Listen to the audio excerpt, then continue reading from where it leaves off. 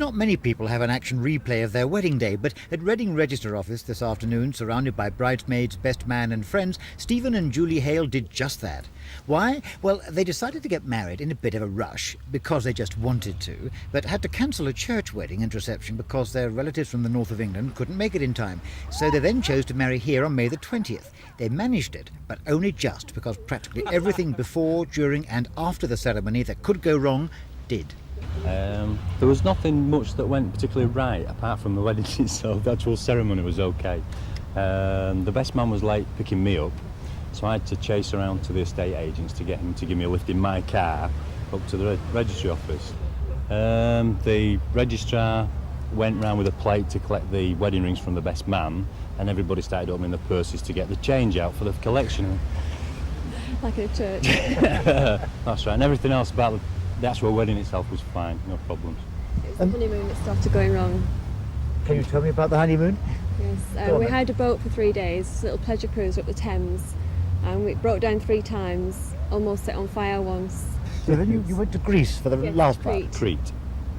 I'm terrified of flying, and we got up there and I was all right, but then... after about 2 hours, the captain came on the intercom and said, "We're sorry, but we're going to have to make an emergency landing, we've got a medical problem." Not us, by the way. Everybody sort of groaned a little bit, they weren't too happy about that. And we ended up going down to Munich for 2 hours. The pilot thought it could have been a thrombosis, so they said, "Sorry, we're going to have to go down." It turns out when he came back on the plane, his trousers were too tight. That's all it was, his trousers were too tight. So we lost about 3 hours just because the guy's trousers were too tight. When we got there, we found the Horizon rep, and found we'd been double booked. So they put us onto another coach. We were the first to get our luggage in. Then everyone got on the coach, ready to set off. They did the checklist. We were on the wrong coach. What made you decide to try to reenact the whole thing again?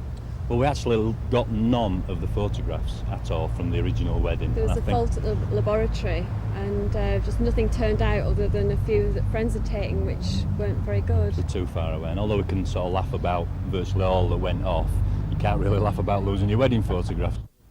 And they left in their roles for another reception to be followed by a one-night honeymoon. Although everything went well today, they simply didn't have enough holiday time left for a rerun of that. Christopher Rainbow for Thames News.